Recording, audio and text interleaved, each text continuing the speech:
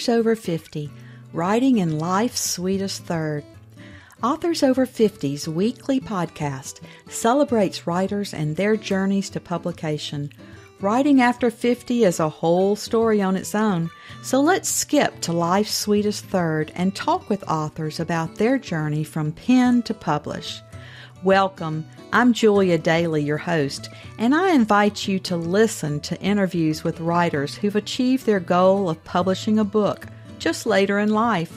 We've seen award lists for under 30 or under 40, but I've yet to see lists for those who've achieved a significant milestone of their own, launching a new career and publishing their first book after the age of 50. We will hear about these authors' inspirations, struggles, strategies, and the smell of that first book. These writers' journeys inspire me because I'm one of them.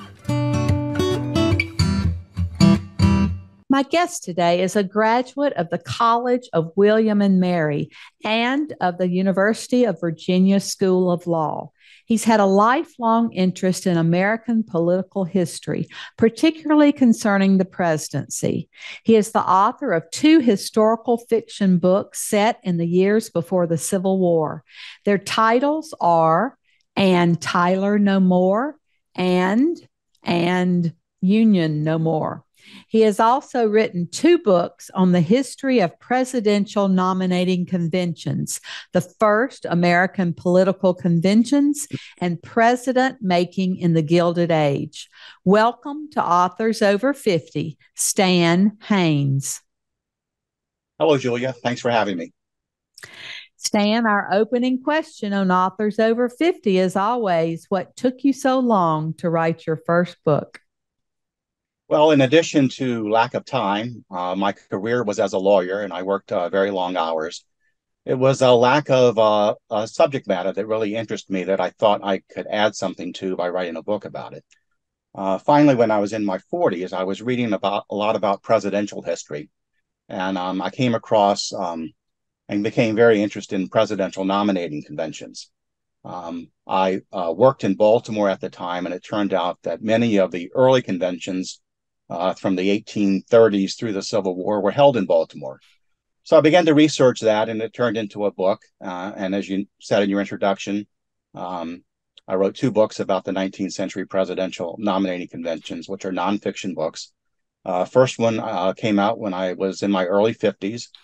Second one in my late 50s. Well, your lifelong interest in the presidency has to have mesmerized you in this century. I hope your title And Union No More is not foreshadowing. But when I started doing this several years ago, I thought, well, it's always been worse. We fought a civil war, and nowadays I find myself putting some conditions on that, like, oh, I'm not quite as certain as I used to be about that, but hopefully we will persevere and the Republic will survive. We'll see. Well, once you wrote your first book, how did you proceed? Did you search for an agent, decide to choose a hybrid, a small press, or self-publish? Like most authors that have come to it kind of late in the game, I sent probably 100 or more emails to agents, which I got little to no response. I did was able to find a publisher, McFarland Publishing, for my nonfiction books, and they were very good. They marketed the books mainly to college and university libraries as kind of textbooks, and they sold a fair amount of books. The books are pretty much in all the major college libraries in the country, and actually throughout the world. So I was very pleased with them. Unfortunately, they don't do fiction books. So when I started a few years ago with my fiction books, I started all over again. I was not able to get an agent, and I investigated publishers and hybrid publishers, and I finally came to the decision that with the technology today, I can pretty much self-publish the book for a reasonable cost, and I think promote it in the same way that a publisher or a hybrid publishing company would. So that's what I've done for my fiction books, is I've self-published those mainly on Amazon. What a legacy you have in libraries and schools all around the world. That's That's a wonderful legacy. There's so many of us who always said, wouldn't we love to have one of our books in an English department and have it used as a textbook? Yeah, it's actually flattering for me. Sometimes I'll Google my books and I'll see that they've been cited by some fairly prominent historians as they're writing about some figure in American history or some period that discusses the conventions, and there's my name in my little book. So that's a nice feeling. What actually inspired you to turn from the nonfiction to the fiction? When I was doing the research for the nonfiction books, I came across a couple of actual events in American history that I thought would be an interesting subject for a novel. The first novel is called And Tyler No More, and it's about a plot to assassinate President John Tyler in the early 1840s.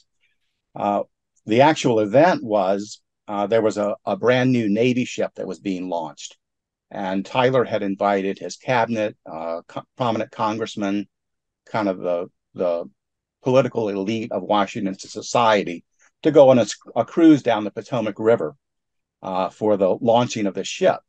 And it turned out that during the excursion, it started in Washington, D.C., and it went down to George Washington's home down the Potomac River in Mount Vernon, which is about 15 miles away.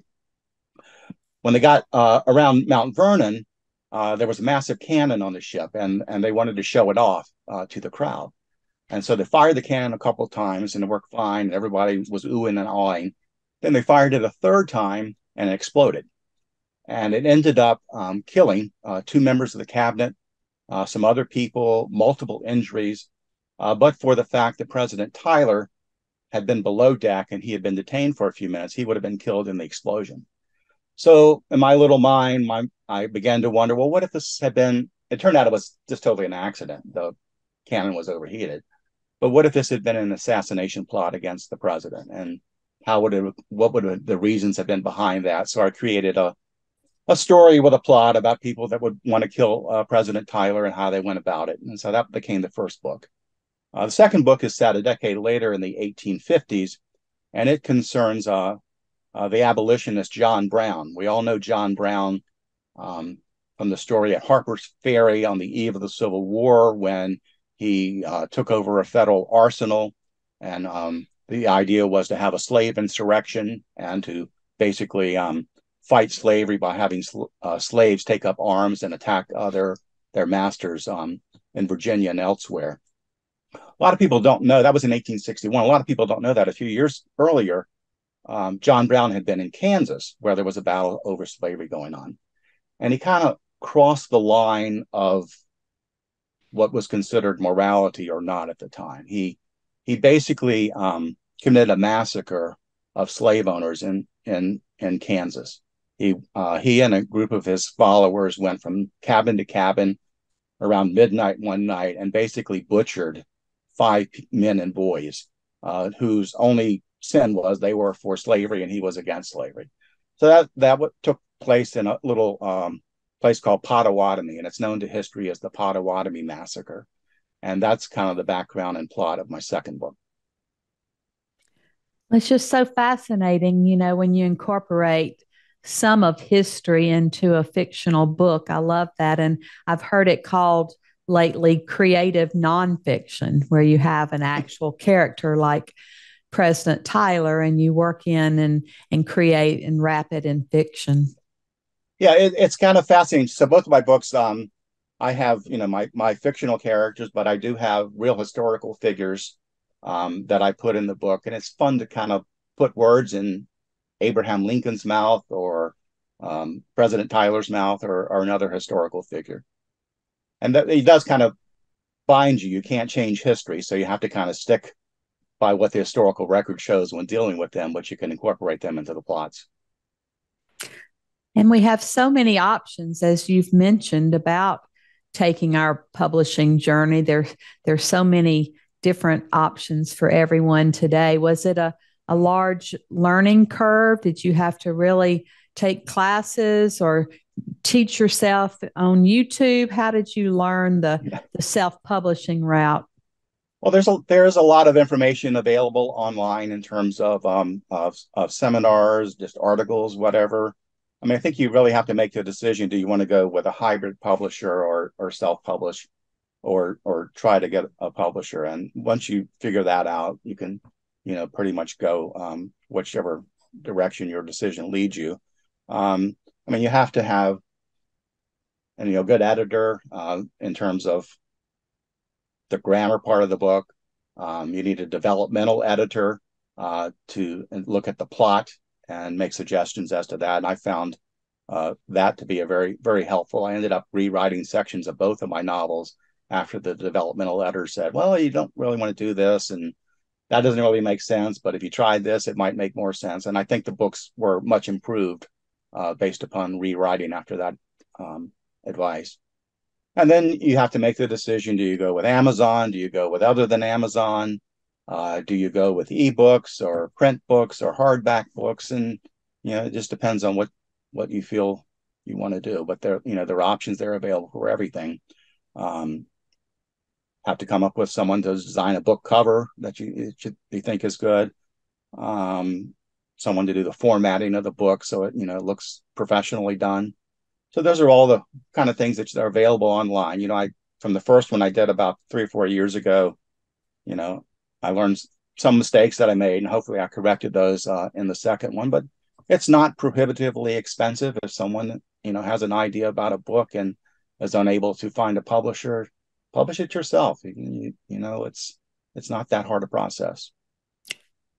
No, and when you take all the necessary steps like you did with professional editors and book designers, most times you can't even distinguish a self-published book from a professional Big Five company. So we've come a long way in this process. Yeah, we certainly have, and it's I think it's only going to become more tilted toward the self-publishing aspect as we go forward, because people realize they can do it. And I don't think that self-published books have the stigma of not being good quality that they did 10 or 15 years ago. You're right. It has changed a lot in the last few years. But there are still challenges, even for the Big Five, that require all of their authors to do their own publicity. And so many of us writers would rather be writing than promoting ourselves. Are there any tips that you can give us that you've found that worked for your publicity efforts for these books? I mean, I try to have about half a dozen professional reviews done. They can vary in cost. Some are maybe only $50, $100 or less. Some are several $100s. So you don't want to spend a fortune on it. But I try to go with 1 or 2 premium reviewers, and then the rest with less expensive reviewers to get kind of blurbs on the book that I can promote on my website and on Amazon and on my Facebook and social media. Other thing is just researching, for my book on Kansas. I researched a lot of the historical sites in Kansas, people that are involved in Kansas history, sent emails and copies of the book to them. That was somewhat successful. So you just kind of figure out what your target audience is and do your best to reach out to them. I can see your books being in a lot of the national park gift shops as well, especially the Civil War locations. Yeah, that's what I've tried to do, and I've had some success in that. Not as much as I would hope, but the last book has only been out for a few months, so I'm still working on getting it in some of those places. Well, why don't you tell us a little bit about the passage that you've brought to share today, and then read from your book so that we can hear your tone and voice. Sure. So I'll be reading from this book. It's And Union No More. It is set in Kansas in the 1850s. At that time, Kansas was a territory of the United States, and it was on its way to statehood. And there was a big battle going on as to whether Kansas would enter the Union as a slave state or as an enslaved state. And so you had people migrating to Kansas from all over the United States, the people from the South were migrating to Kansas, hoping to make it an enslaved state. People from New England and the Midwest were migrating to Kansas to hopefully to make it a free state. So the book concerns the main character is a fellow named Monty Tolliver. He opposes slavery, and he's moved to Kansas from Ohio to work to make it a free state. And once he got there, he became friends with a younger man. His name is Robert. And this chapter takes place after the pro-slavery forces in Kansas have suffered a setback. The slavery men have attacked the main town, and they've basically had the anti-slavery forces on the run. So Monty and Robert are hiding out after this attack. And the chapter takes place just after Monty learns some disturbing news about this massacre that I talked about earlier, where his side, the anti-slavery side, has kind of crossed the morality line, and he begins to have some doubts. So here it is.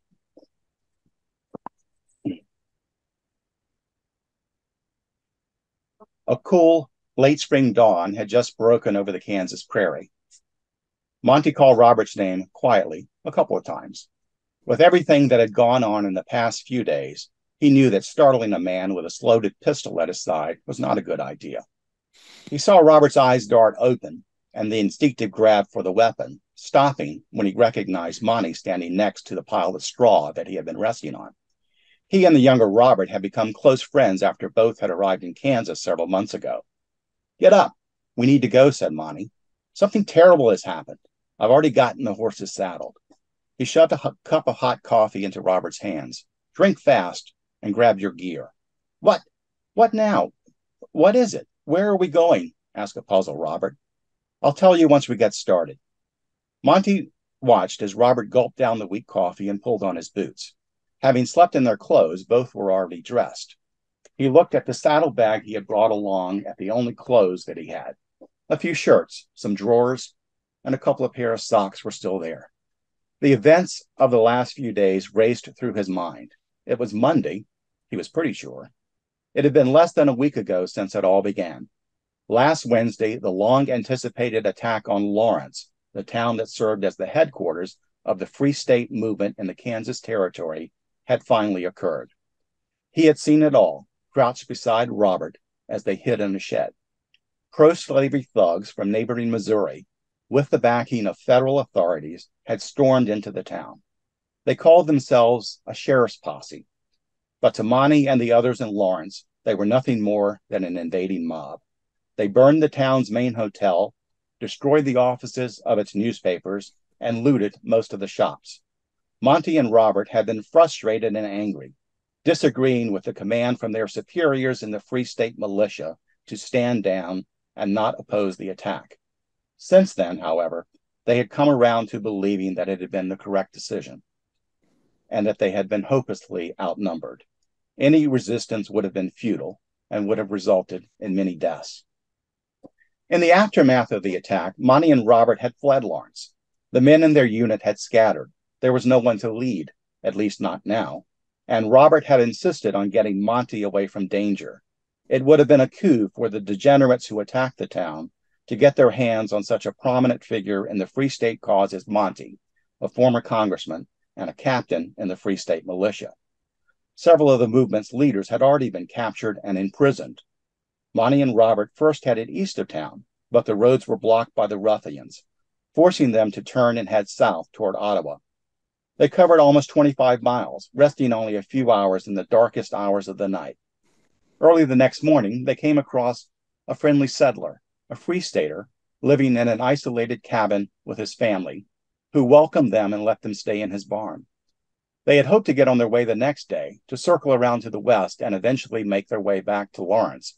But the settler told them that slavers continued to patrol all the nearby roads and paths, and that it was not safe to leave. Each day, the settler ventured out as a scout, but he came back with the same news. They had been in hiding for 4 days, growing more impatient with each. But last evening, Monty had learned something even worse. Monty was glad to now finally be on the move, but he was worried. The danger had not passed. They could still be ambushed at any minute. Despite this, whatever the risk, he had to go and see himself what had happened. If the news that he had received last night was correct, he wanted it to not be, but he had a sinking feeling that it was. As they rode, he could sense Robert's annoyance at the lack of information. After their horses had been trotting along to the southeast for a few minutes, the inevitable question came. Anytime you want to tell me where we're headed and why, I'm all ears, asked Robert. We're going to Pottawatomie Creek, Monty responded, about 20 miles away. After you retired to the barn last night, a man stopped by the cabin, said there had been an attack around there, several men hacked to death with swords. I need to investigate and report back to the militia leaders. I doubt any of them are as close to the place as we are. Hacked to death, you say? Damn border ruffians, responded a dismayed Robert. First the attack on Lawrence, and now this? Have the slavers lost all decency? It's worse than that, replied Monty. How could it be? If what I was told last night is true, the victims were slavery men, and the killings were done by our men, by Free Staters. That can't be. I don't believe that, replied a shocked and skeptical Robert. The fellow last night seemed pretty sure of it. As they rode on in silence, Monty sighed and shook his head in disgust. Another day and more violence in Kansas. How had it come to this? Americans not only killing their fellow Americans, but now butchering them. Could this have been done by the side that he was supporting, that he was fighting for? Had he been a fool, he wondered, to leave a safe and prosperous life in Ohio and come here and join the fight against slavery? On most days, when such questions entered his head, he eventually answered no, concluding that being a part of this cause was worth it.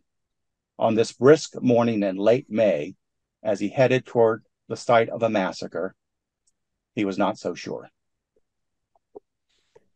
You've really captured such a terrifying time in our history. Thank you. It was. The war there was in the years before the Civil War. It extended from basically 1854 to 1859, and there were several hundred deaths, some very gruesome deaths.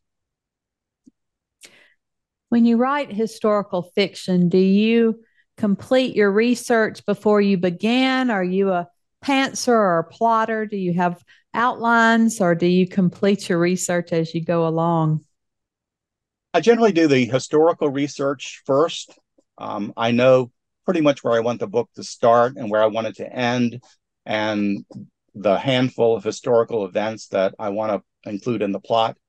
So I have those done beforehand, and then I really don't have an outline as to my characters. I just kind of write as I go. I've heard it called the bleed on the page method, where you just type at the computer or write on your pad as the thoughts come to you, and then edit it out later. And so that's the method that I've used, and it seems to work best for me, rather than having a detailed outline, because I find that I'll be doing something and I'll just get a thought that'll just take me in a totally different direction. And I felt if I had an outline, maybe I wouldn't be able to do that. Well, you mentioned during the editing process that a good bit hit the cutting room floor. What did you decide to edit out of those stories? A lot of it was historical background as to the characters, which really wasn't necessary to the plot, as the developmental editor told me. The other thing was I had written the first novel in such a way that there was really no final answer to, there was a killing, and it was kind of vague as to who was responsible and whatever. And the developmental editor told me, you really can't do that in a novel. You have to have good side, bad side, and the good side's got to win. So I ended up rewriting it to make it more definitive in that. And then when I wrote the second one, which I thought I learned a lot and done a lot better, the editor pointed out to me that kind of had done the same thing again. So it was less time consuming to fix this time, but I could see what he was saying, that you really want to have a resolution of the plot, and you want the good guys to win. I know that's what they instruct us to do. Sometimes we want to be a little vague so that we can make our books into a series and have somebody want to pick up the next one, but they want us to tie up a lot of loose ends. Yeah, so my the fiction books I'm doing now, I hope to have a third one done, which I haven't started yet. And they involve the same main characters. So one's 1840s, one's 1850s, 1860s, but the plots are totally independent. So you don't have to read one to read or enjoy the other one. But it is good to have, I think, some interrelationship between the multiple books. If a reader's interested in one, they might be, more likely to pick up another one. Well, you've already had such writing success with your nonfiction books. What does writing success look like to you personally with the fiction books? Well, I don't write for the money. I don't write to be a best-selling author. I write to enjoy myself, for one thing, and also to hopefully have books that will be well received by my target audience. So, I'm looking for favorable reviews. We all like to get those. And just, I want people to learn something about history. I hope with my novels, people will say, gee, I didn't know anything about this explosion on a warship that almost killed the president of the United States, or I didn't know anything about this massacre in Kansas that was really of questionable morality and that, contributed to the Civil War. So I hope that they will enjoy the plot and be captivated by that, but also learn a bit of history in the way. So that's my goal. And if people are satisfied with that, then I'm happy. Well, Stan, as always, our last interview question is, our writers over 50 are a unique set. Do you have advice for writers 50 and above? Well, we talked about this a little bit earlier with our discussion of self-publishing. I mean, my advice would be, if you have a story that you've always wanted to tell, do it. The hardest part is making the decision to start writing a book. Today, it's easier to publish a book than it has ever been in history. You don't need to have an agent. You don't need to have a publisher. You can, as we discussed, you can do it all yourself. The costs are not prohibitive. So my advice would be, if you have an idea and the determination to turn it into a book, go ahead and do it. That's great advice today, and we appreciate your being here to share your journey to publication and your love of history, and teach us all a little bit about battles and about events in history that we know little, if anything, about. So we appreciate your being here, and now we're happy to count you among our authors over 50. Thank you, Julia, for having me. I appreciate it. Thank you for joining us today. Please look for Authors Over 50 every Thursday, when we will have conversations with accomplished debut novelists over the age of 50. Please subscribe and share with a friend, and check out my own publication journey after 50 at www.juliadaily, that's D-A-I-L-Y, like dailynewspaper.com. Until next time, keep reading and writing, and remember, it's never too late to fulfill a dream in life's sweetest third.